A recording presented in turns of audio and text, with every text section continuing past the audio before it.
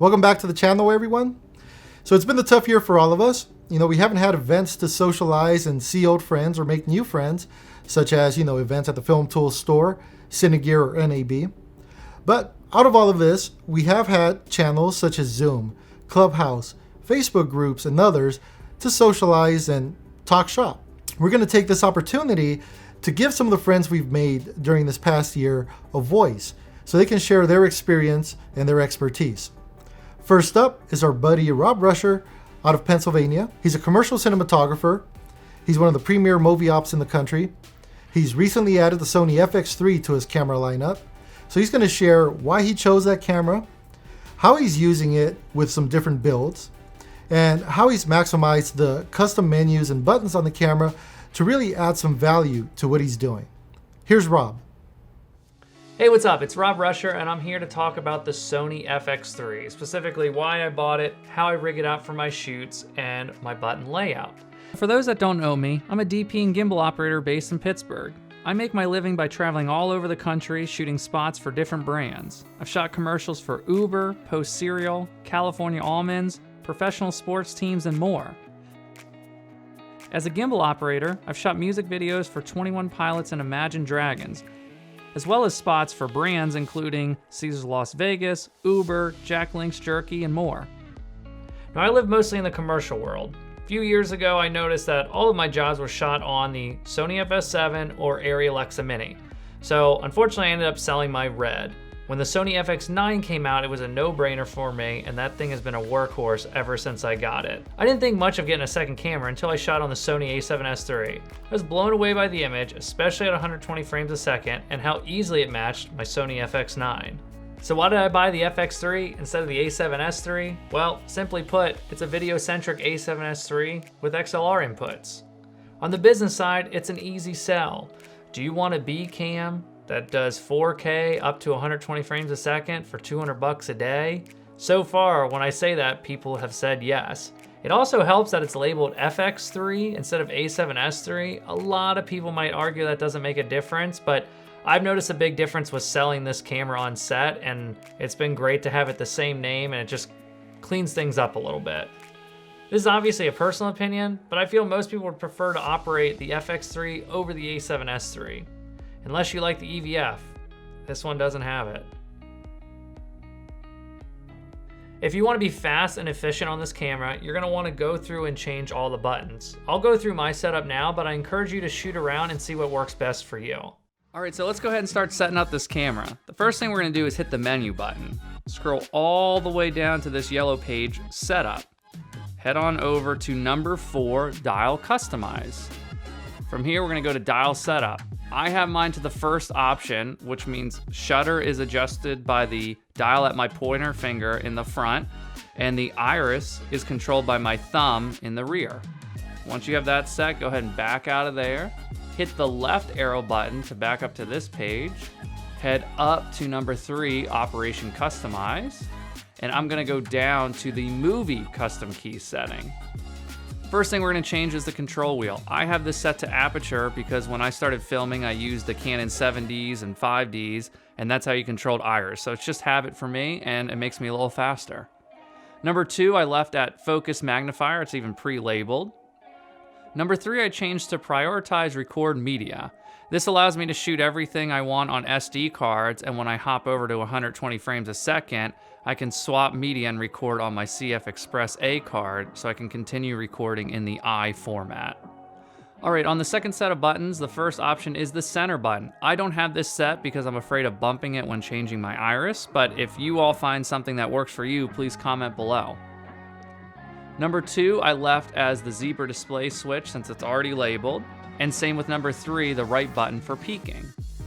Number 4, I set to TCUB display switch. This allows me to change the counter on the bottom left. I'll show you this right now. If we look at the bottom left of the screen, we see a time code and we see the counter. So that just allows you to swap those options when you're utilizing that. All right, so we'll come back here. All right, now the top button. So the first button I changed from iris since I'm already controlling that with 2 dials. I don't need another one. I changed that to focus area. This allows me to change from spot, expanded spot, wide, So just depending on what I'm shooting as I'm shooting, I can change that, which makes it super fast. Number 2, I left at white balance, and number 3, I left at ISO. I love how these are already pre-labeled. Number 4, focus standard, that's how that was, and that's also a little joystick that you use to control around your focus area. Number 5 is movie shooting. That's the big record button. I didn't see any reason to change that, so left that there. On the front, you also have another record button. Now, I left that as record because coming from the Reds, I like having that record button right on the front on my left side. But again, if you guys found something better, please comment below. I'd love to hear what you're using that button for.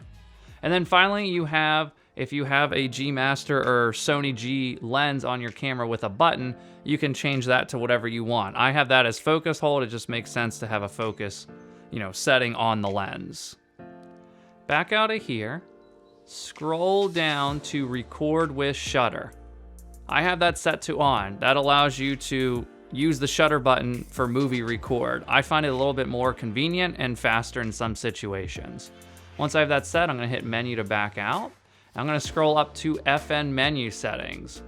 I'm gonna skip photo for now and let's just go right into video mode. This is one of my favorite features of these cameras. I love how you basically have like a quick menu that you can go in and adjust stuff that you use while shooting. I have mine set going, left to right on the top menu. I have mine at record frame rates, record setting, which is, 8-bit, 10-bit, and the file size. The file format, so that's if you're shooting 4K or HD, are you in HS, S, or I? The next one is picture profile. The following is S&Q frame rate. And finally, we have zebra levels at the top of the page. What's great about this is you already have a button assigned to turn zebras on and off. Now you have a quick way to go in and adjust your zebra levels. Following that, we have autofocus transition speed, subject shift sensitivity, audio record level, steady shot on or off, gamma display assist, and peaking level. Similar to zebra, this allows you to adjust the level of peaking, and you already have a button assigned to turn peaking on or off. Okay, so now that we have that set, let's hit menu to back out one, hit left button to back out again, and head down to number 12, setup option. On there, I'm gonna go over to record lamp. I have mine set to only front off. Reason being is I don't like tally lights on the front of camera. I find it's a little distracting for talent. Sometimes you don't want talent knowing you roll, and you run the risk of any reflections from the red light. So that's how I have that set. And with that, let's go on to the build. Is it true that you don't need a cage for this camera? Well, cage would obviously help and give you more options for mounting accessories, but I haven't had a need for one yet. Even just with this top handle, I've done a few jobs and it's been a great little run and gun rig. But when I do need to mount accessories, here's what I do. First, take off this top handle. Then I add in this side handle I have from Wooden Camera with a NATO rail on top, and that allows me to quickly mount my accessories on top of that.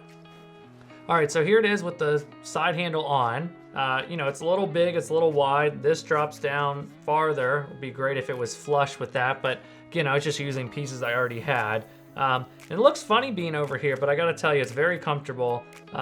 Just gives me a little bit more control with the camera, and the LCD screen kind of flips out perfectly right there, which is cool. Gives enough room for that in an HDMI cable. Okay, now that I got the Wooden Camera side hand on here, I'm gonna take a NATO quick release for monitor mount here. That's gonna mount a small HD 5-inch. Then I have I believe this is just a 1-foot HDMI cable. Doesn't give you too much flexibility with it, but as long as you're not moving the monitor, it's nice to have a clean cable that won't snag anywhere. Then the other thing I add is a small rig NATO top handle. This isn't really as much for control or for operating, but actually handing the camera off to someone and just moving it around safely. The other advantage this gives me is I now get a cold shoe here, and I can mount a little video mic. So that's really it. I mean, this rig just gives me a lot of control. This monitor is way brighter than the LCD screen, so I can truly see what I'm doing. I have all my video controls on here. It's a bigger image. So that helps. I just have a little bit more confidence when I'm shooting with a monitor like this. And then you lose the XLRs, but if this is your B camera, chances are you're not plugging in, so having a microphone like this is even more than enough. Now, the only other thing I want to talk about quickly when it comes to rigging is a PL adapter. I went with wooden camera because of how everything rigs together and it takes all the weight off your E-mount. What's great is you can see now I have multiple mounting points. In the center, I have a 1/4 20, 3/8 1/4 20. On the sides, I have 4 1/4 20. So it gives you plenty of options for mounting this camera. And again, what I love is now all of the weight is on this $500 mount and not on my $4,000 camera. I hope you found this helpful and gave you a good starting point with the FX3. If you have a different way to rig this or have questions on my build, comment below. Thanks.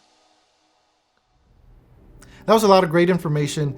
We really hope that you enjoyed the video as much as we did. Big thanks to Rob for putting this video together. If you're interested in becoming one of our featured filmmakers, slide into our DMs on Instagram @FilmTools. If you want to check out any of the products or follow Rob on social, the links are in the description of this video. As always, thanks for watching. Make sure you like the video, follow our channel, and stay tuned for more videos like this from filmmakers such as yourself or from me in the future.